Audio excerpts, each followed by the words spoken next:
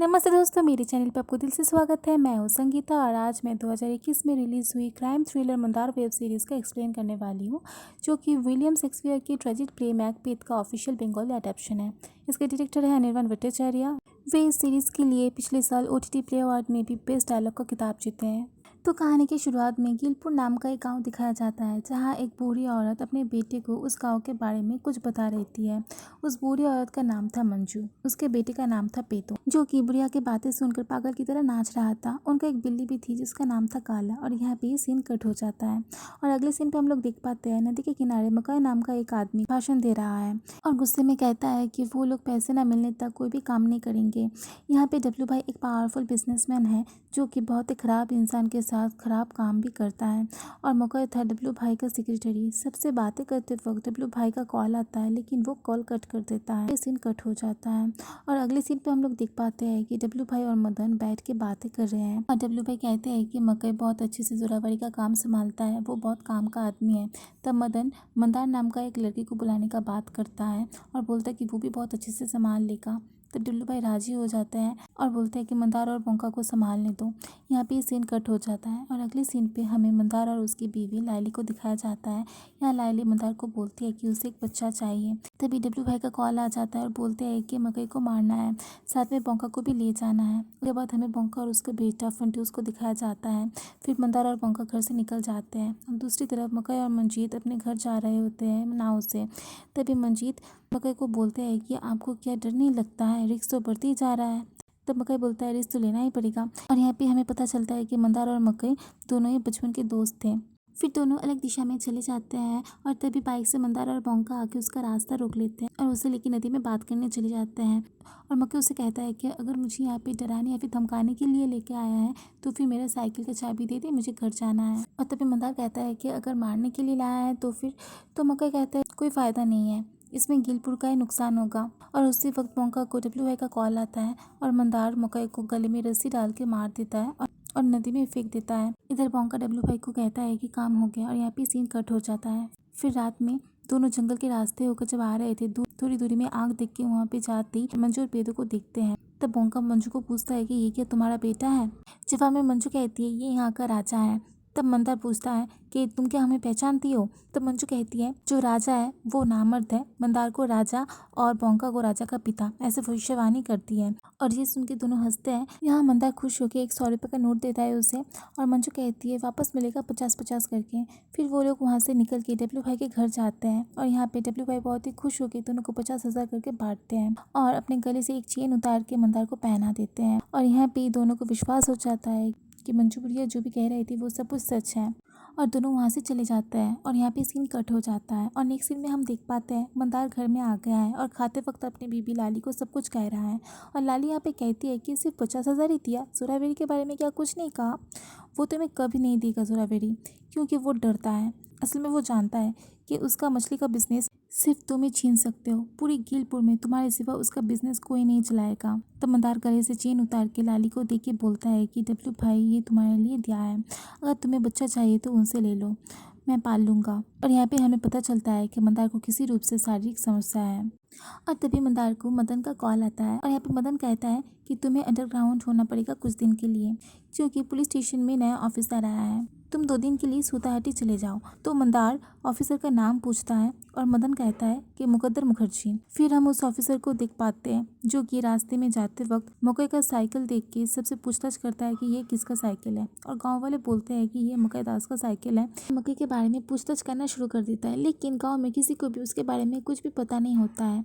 और फिर वहाँ पे काला नाम का एक बिल्ली को देख के मुकद्दर बहुत ही खुश हो जाता है, क्योंकि उसे बिल्ली बहुत ही पसंद है। और अगले दिन मुकद्दर को नदी के किनारे मकई का लाश मिल जाता है और तभी पेदो नदी से उसका साइकिल का चाबी ढूंढ के दे के चला जाता है। और इसीलिए डब्लू भाई का कोई भी वर्कर्स काम में नहीं जाता है। तो मनशा जो कि डब्लू भाई का बेटा होता है वो आके सबसे काम बंद रखने का कारण पूछता है। तो वो लोग बोलते हैं कि मकई का खून का इंसाफ और उसका खूनी को पकड़ने के लिए। तभी मनशा बहुत ही गुस्से में मंजीत को मारता है और दोनों में हाथापाई हो जाता है। और तभी वहाँ पे फंटूश संभाल लेता है और यहाँ पे पोंका का बेटा होता है फंटूश। तो खुश होकर डब्लू भाई उसे जोरावेरी का दायित्व दे देते हैं। और ये खबर मंदार के कान पे जाते ही वो गुस्से में खौल जाता है और जल्दी से गिलपुर आ जाता है। और उसी रात मंदार की बीवी लाली डब्लू भाई के साथ रात भी बिता लेती है, क्योंकि मंदार नामर्द होने के कारण उसे कोई बच्चा नहीं दे पा रहा था। लाली को बच्चे का चाहत बढ़ते ही जा रहा था, इसलिए कभी कभी वो डब्लू भाई के साथ भी रात बिता लेती है और ये बात मंदार भी जानता था। लाली मंदार को बहुत प्यार करती थी, इसलिए वो कभी उसे छोड़ के नहीं गई। अगले दिन मंदार घर में आके लाली को मंजू बुढ़िया की भविष्यवाणी के बारे में सब कुछ बताया, तो वो दोनों डब्लू भाई के खून करने का प्लान बनाना शुरू कर देते हैं। और कुछ दिन के अंदर ही डब्लू भाई अपने बेटे को सुताहटी के घर में पहुंचाने के लिए दायित्व दे देते हैं मंदार को, क्योंकि बहुत पंगे लेने की वजह से सामने इलेक्शन में कुछ प्रॉब्लम ना खड़ी हो जाए, और इसकी वजह से मंदार को एक मौका भी मिल जाता है।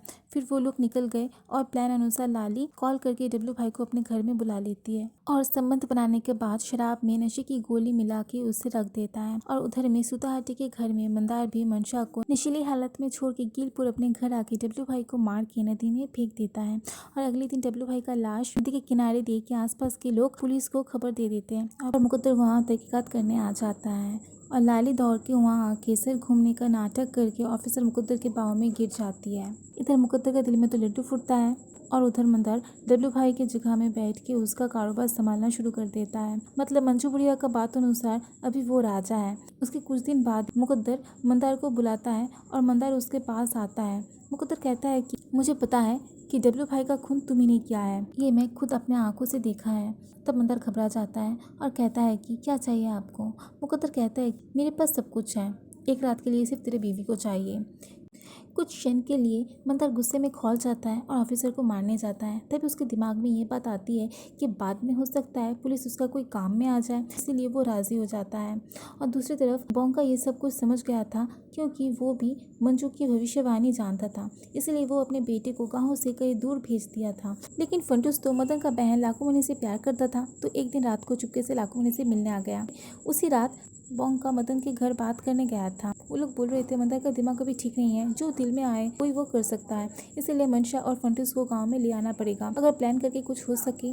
तभी रूम में लाखोमणि और फंटूस आ जाता है। इधर फंटूस का गांव में आने का खबर मुकद्दर मंदार को बोल देता है। उसके बाद बोंका और फंटूस जब घर जा रहे होते हैं, मंदार का लोग आके अटैक कर देते हैं, लेकिन फंटूस अपने जान बचा के भागने में सफल हो जाता है और उसकी जगह बोंका मर जाता है। और अगली ही सुबह मंदार एक नाव में लेटा था और उसके एक आदमी आके फंटूस बच गया है ये खबर देते ही मंदार गुस्से में एक कांच का बोतल तोड़ के उसे मार डाला। और उसके बाद रात को वो जंगल में मंजू बुढ़िया से मिलने गया, लेकिन वहाँ पे मंजू बुढ़िया नहीं थी, उसका बेटा पेदो था। तो उसे मंदार पूछा कि मेरे भविष्य में क्या होने वाला है, कौन मुझे मारने वाला है। तो पेदो कहता है पहले तेरी बीवी चलेगी और तू रहेगा उसका पैर के नीचे, बाकी तो काली जानता है। ये बोल के पेदो वहाँ से चला जाता है और उसके अगले ही दिन मंदार उसकी बीवी को बाजार से मटन लाने के लिए बोलता है और वो बाजार चली भी जाती है। और कुछ देर बाद ही डब्लू भाई की बीवी कन लेके उसका पति का खून का बदला लेने के लिए वहाँ आती है, लेकिन मंदार दामने का हाथ से बंदूक फेंक के उसके साथ जबरदस्ती करता है और ये लाली आके देख के शॉक हो जाती है, लेकिन वो कुछ भी नहीं कहती है। और उस दिन मंदार के सो जाने के बाद एक बेड कवर लेके नदी के किनारे एक नाव में चद्दर फंसा के आत्महत्या कर लेती है। नींद में कुछ अजीब सा सपना देखते हुए उसका नींद टूट जाता है और मंदार उठ के पेदो को देखता है खिड़की से झांकते हुए। पेदो उसे नदी के किनारे उसका बीवी का लाश के पास ले जाता है और लाली की लाश को लटकते हुए देख के वो सिर्फ देखते ही रहता है। और वो पेदो जो हर वक्त उसके घर के सामने मंडरा रहता था, आज उसकी बीवी मर गई फिर भी पेदो हंस रहा था। तो गुस्से में मंदार एक रस्सी लेके पेदो के गले में पकड़ के पूछता रहता है कि बोल मैं कब मरूंगा, कौन मुझे मारेगा। तब पेदो कहता है कि मंजू काला तू और काल के गोद में तू, मतलब पहले हैवान आएगा फिर मंजू उसे मारेगी। और ये सुन के दूर से मंजू कहती है उसे छोड़ देने के लिए, लेकिन मंदार रस्सी कस के पकड़ने से उसका मौत हो जाता है और तभी मंजू उसे हैवान कहती है और ये सुन के मंदार डर के भाग जाता है वहाँ से। उधर मंशा उसके पिता का खून और उसके माँ के साथ हुआ जुल्म का बदला लेने के लिए फंटूस, लाखोमणि और मदन के साथ प्लान करता है। अब मुकद्दर को बुला के उस पर धमकी और प्रेशर डाल के मंदार को बुलाता है ये बोल के कि फंटूस नदी के किनारे मिलेगा। ये सुन के मंदार नदी के किनारे आ जाता है और वहाँ हेलुसिनेट करता है। वो एक नाव में अपनी बीवी लाली को 2 बच्चों के साथ बैठे हुए देखता है और खुश होकर पास जाता है, लेकिन वास्तव में तो उसकी बीवी लाली मर चुकी थी। मंदार ये हेलुसिनेशन कर रहा था अपने पाप कर्म के लिए। और फिर वह मंशा और फंटूश आके मंदार को मारने का कोशिश करते हैं, लेकिन वो लोग मंदार से लड़ नहीं पाते हैं और हाथापाई में मंदार उन दोनों को नीचे फेंक देता है। अपने हेलुसिनेशन की वजह से मंदार जोर से चिल्लाता है और तभी पीछे से एक भाला आके उसके गर्दन से गले को भेद कर देता है। और ये पीछे से मंजू बुढ़िया ने ही मारा था और यहीं पे मंदार मारा जाता है। असल में नाव में लाली बन के लाखूमनी बैठी थी और लाखूमनी से फंटूश आके पूछता है कि मंदार को किसने मारा। तो लाखूमनी बोलती है उसने नहीं देखा। तब मंशा दूर से फंटूश से बदतमीजी से बात करके चला जाता है और लाखूमनी को एकदम भी अच्छा नहीं लगता है। तो उसने फंटूश से पूछा कि मंशा तुमसे ऐसे बदतमीजी से कैसे बात कर सकता है, तुम उसका नौकर हो क्या। तो फंटूश कहता है कि वो तो अभी गिलपुर का मालिक है। तब लाखूमनी कहती है तुम मेरे मालिक हो। तो आप लोग समझ ही गए होंगे, फिर से वही राजा बनने का लालच यहाँ पे शुरू हो गया। जैसे मंजू बुढ़िया का भविष्यवाणी था कि बोंका बनेगा राजा का पिता, मतलब बोंका का बेटा था फंटूश और यही राजा बनेगा। लास्ट सीन में हम देख पाते हैं मंजू बुढ़िया पेदों को घसीटते घसीटते नदी के किनारे आके काला नाम का बिल्ली को पुकारती है और मंजू बुढ़िया हंस के बोली काला चल घर चल। और फिर जहाँ जहाँ खून होता है वहाँ हम काला को देख पाते हैं। और ऐसे ही हमारा आज का वेब सीरीज़ का सीज़न 1 ख़त्म हो जाता है। तो दोस्तों अगर अच्छा लगे तो ज़रूर लाइक कमेंट शेयर और सब्सक्राइब कर देना। सामने और भी बहुत अच्छा एक्सप्लेनेशन लाने वाली हूँ, तो देखते रहना। Stay blessed, be happy. Thank you.